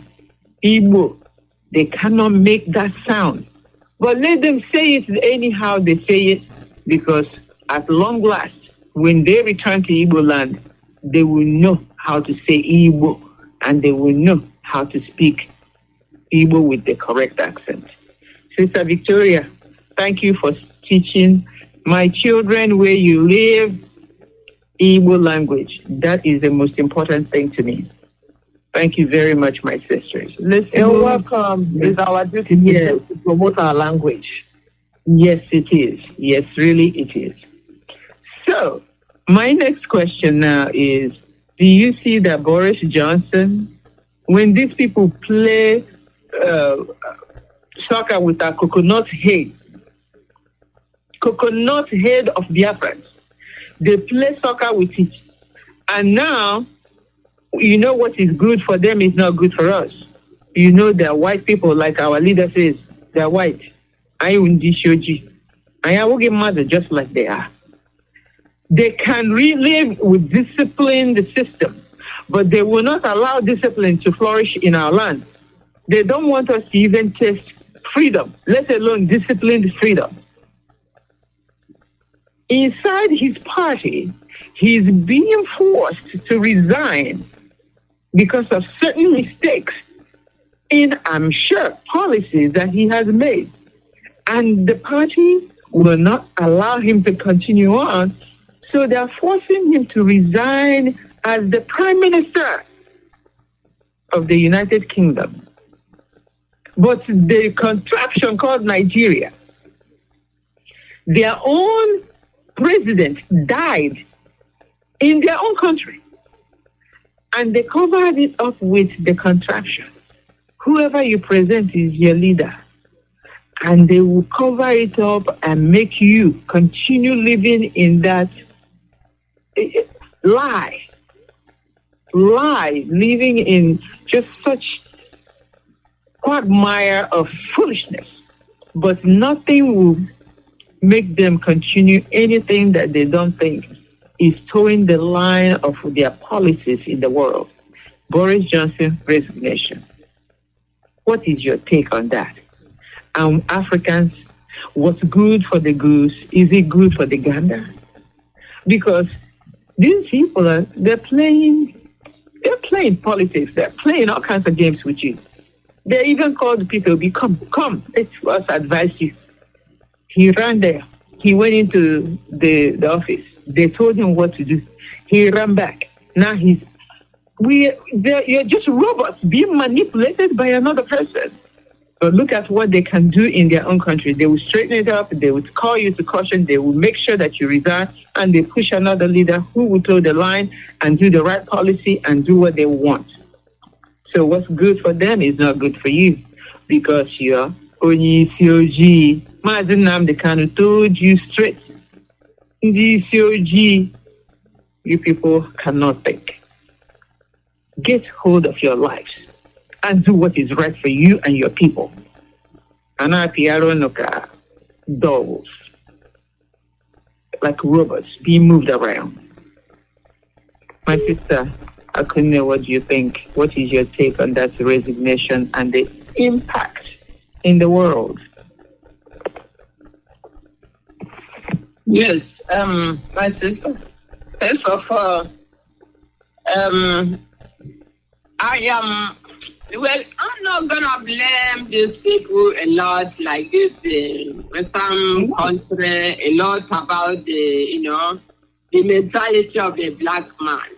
Because those governments, they understand a lot. None there is a child or 18-year-old. They are these old adults. They are ruling, they are leading their countries. They just do whatever they can For instance, none of them have ever said, I want to resign, or anybody from America said, don't resign.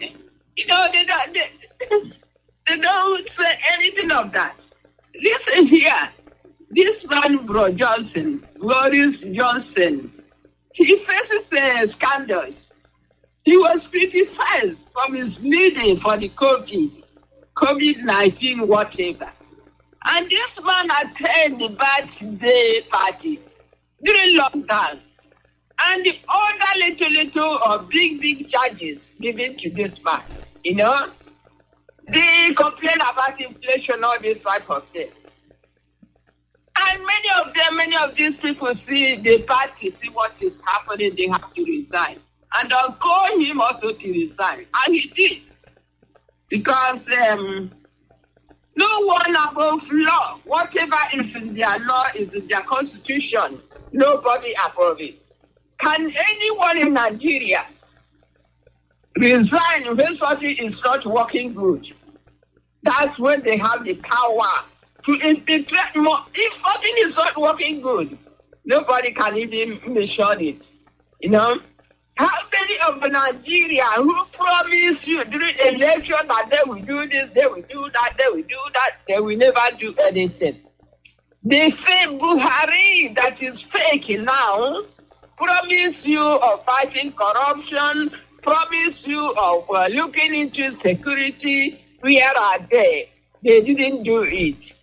And they're supposed to resign when they see that what they promise is not working and the country is not going in the correct way, but they will not do it as soon as they are Nigerians, they are African, they are black people.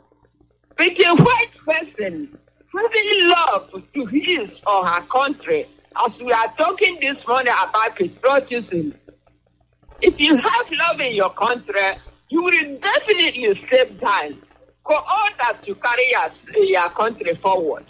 Without me going further on this, I know what happened to this Boris Johnson and the cabinet. It's a good example. It's a good lesson. It's a good eye-opener for Nigerian leadership, for Africa, those who call themselves leaders.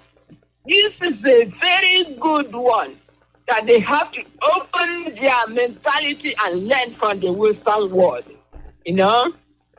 Because if they really love their country, they cannot fail and continue failing, getting worse instead of correcting it.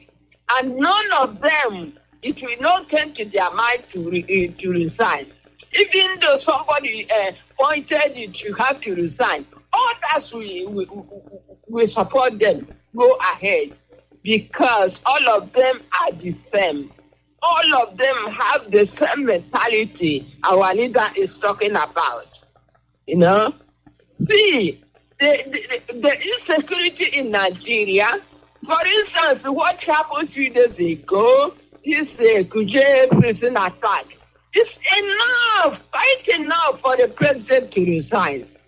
If you cannot give accountability of what happened, and you don't know what is happening as a president, as a security intelligence, it's enough to get done without even people pointing at you to get done.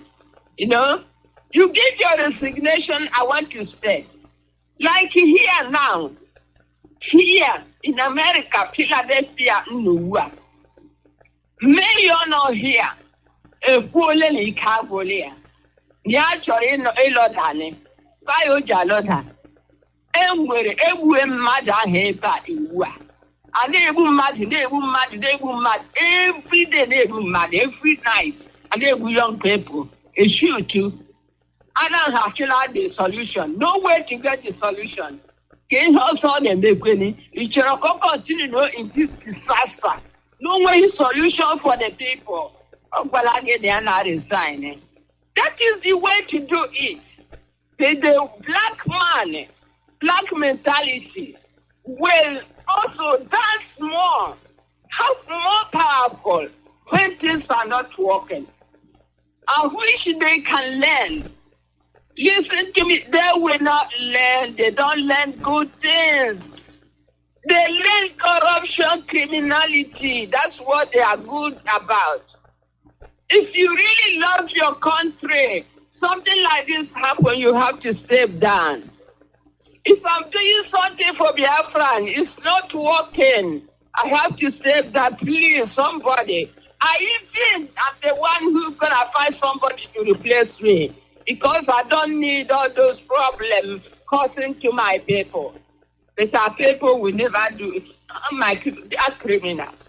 These criminals will not do it. They will not even think to resign. As I said, let African leaders learn.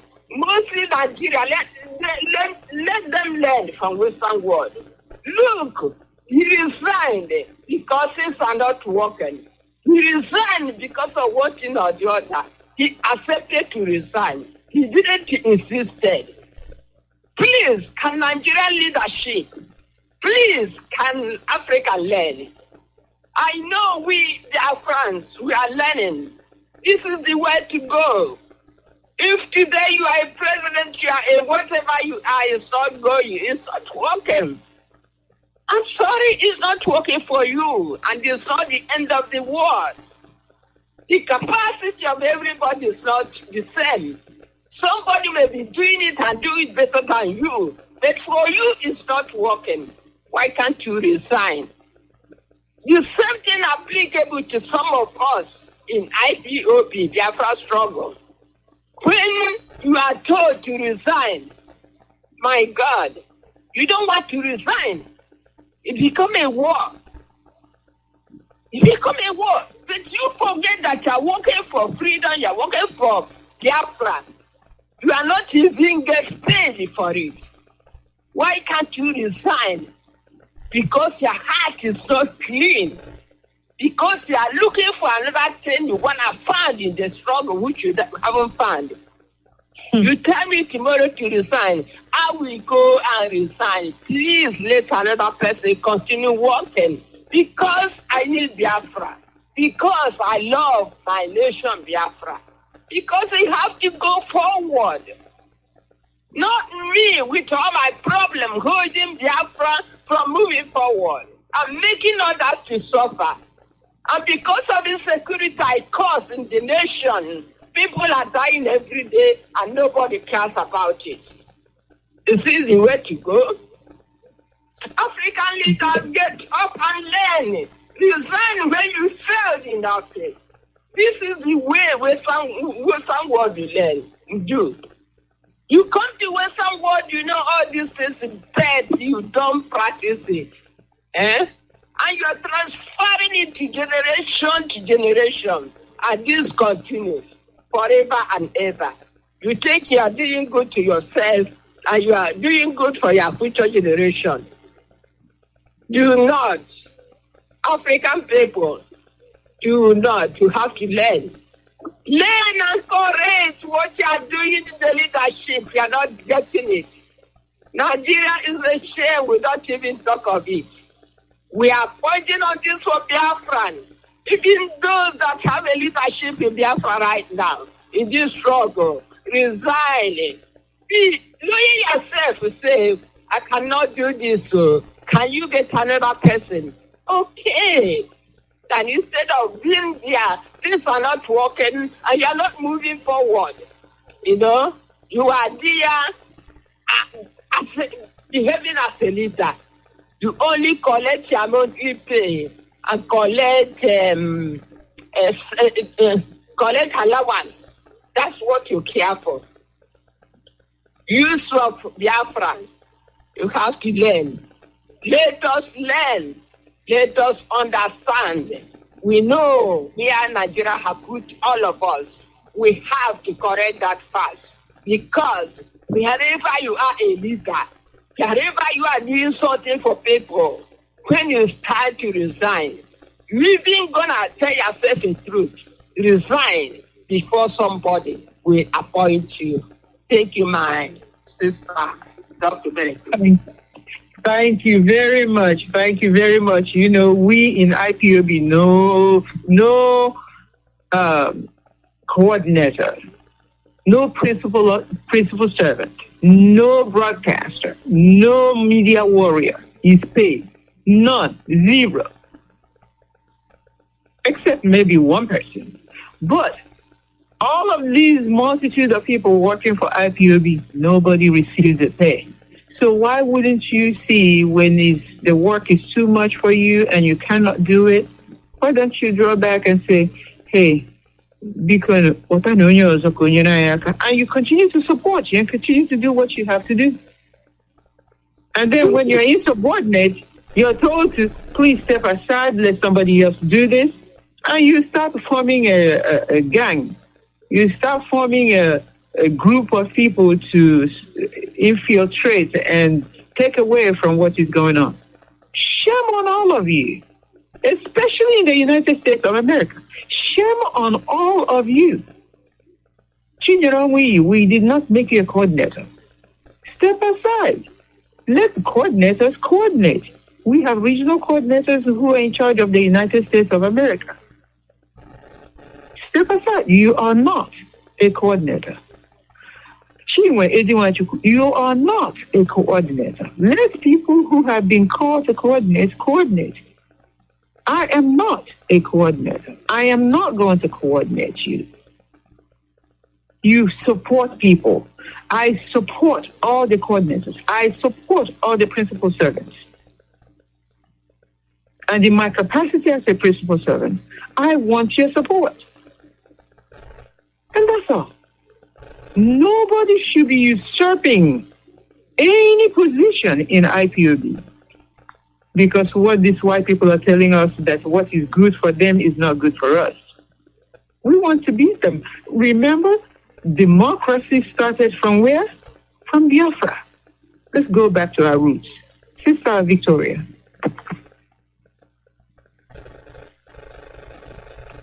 Thank you, my sister. It's unfortunate that in Africa, people not only want to sit upon authority, but they want to die in it. Even when they are dead and no longer breathing, they will contest to be a president. I saw one renowned man, and he said, it's only in Africa that you see an 80-year-old man, 90-year-old man contesting for election. What is that person going to do? What are the younger generations going to do? It is very, very appalling. What kind of brain do we have? I do not know. That somebody, even though you know you are incapable, you sit on authority and you cause many people to die. You cause many people to suffer, all for your own comfort. It's only in Africa where a leader is not a leader for the people, but is a leader for their own personal pocket, for their own personal gain. The moment they are looking for a position, and once they get it, you are done. They don't even care about you anymore. They don't know who you are. And from that time on, you are on your own. It's not a sign of leadership. Look at our leader, Mazi Nnamdi. How many times has the zoo offered him, take your own people and go and leave the rest for us? And he said, no, I'm not going to leave 1 inch of my land to you. How many times? But many people who call themselves leaders, they will surely sell their people for money, just like our people have sold our land for money. Just like Opozo Demba, in his own case, I don't even know if he was even paid. I don't know if he was even paid for money. This is the kind of people that we have, not only in Biafra land, but in Africa as a whole. And that is why the entire rich land of Africa remains slave to all other people in the world except Biafrans. May God help us. And the same thing is going on.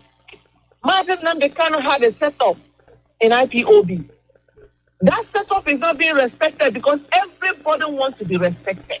We do not respect authority. And if we have authority, we do not serve. Our leader call it principal servant. Not only that you're servant, but you're also principal. In Africa, there is no principle. Everybody is looking for authority. That is why when somebody rises up from of old to be a leader, you will see leaders from every corner of Biafra land rising up to contest for the same position. But you see Fulani land, you see Yoruba, when one person rises up, everybody else rally behind them because they're looking for something. But it doesn't happen. And our own people, even though you're getting it, you're not getting it, so long as your pocket is full, you do not care. Not to repeat the things that my sister has said, but I know that this is a mentality we're encouraging the younger generation. You know yourself. You know you cannot do it. If you see the person that do it, why do you want to kill the person and take over position only to ruin your own people? You know that if you're given the mantle, you don't even know what to do with it. Why won't you step aside? Look at what has been happening. When a leader rises up, all of them in Biafra land, the one that said he used to be his deputy, the one that used to say he's Basop, and all of them, they are begin to talk about Biafra. Now the leader is on hold. He's been taken out of the way. All of them are nowhere to be found. Our leader opened up ESN for the protection of the land. All the governors came back. They came up with different security measures that didn't work. They wanted to merge with our leaders' own setup of security system. It didn't work. They now come up with a Bago. What is the Bago doing? Killing our people. What kind of thing is this? What kind of mentality do we have? Are we so heartless that we watch our fellow brothers and sisters dying under Fulani? We are watching them dying under the governments of this world, and we don't care. You know what? America not only cares for its people, it cares for those children that are malformed. It cares for the people we call in Beside. It cares for the mad people on the street. They care for those people who cannot care for themselves. But our own, we see people who are even trying to rise up. The first thing we do is to quench that light, cut the light off because of selfish reason. My people, it is time that we change this mentality. If we are going to move up as a people, if we are going to move up as a nation, we have to begin to relearn ourselves. Just like I said before, this is a time to show patriotism. This is a time for us to come together. It's a time for us to see somebody who is struggling, we hold the hand together and push that person up. Please let's not tear down. A house that is divided among itself, it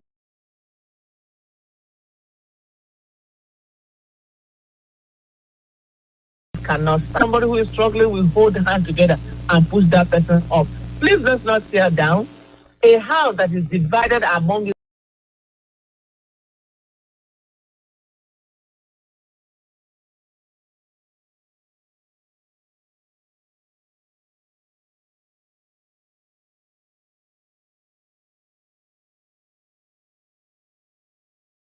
itself, it cannot stand.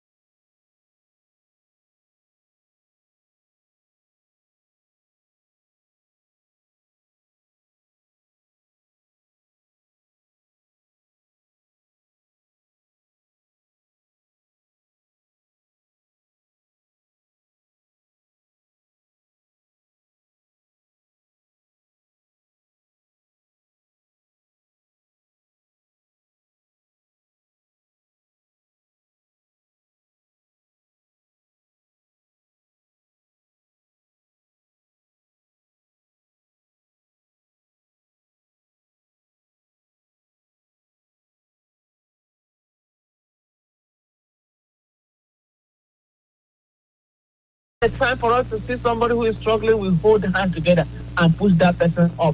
Please let's not tear down. A house that is divided among itself, it cannot.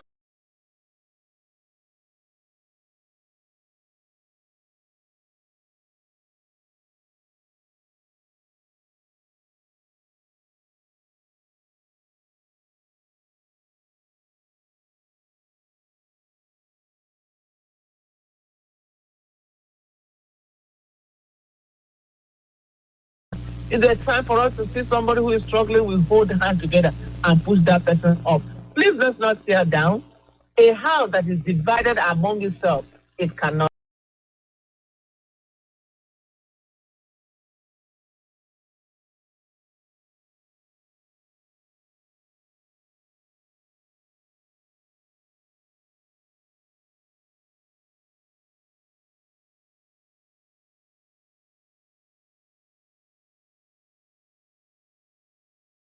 Is there time for us to see somebody who is struggling, we hold the hand together and push that person up. Please let's not tear down. A house that is divided among itself, it cannot.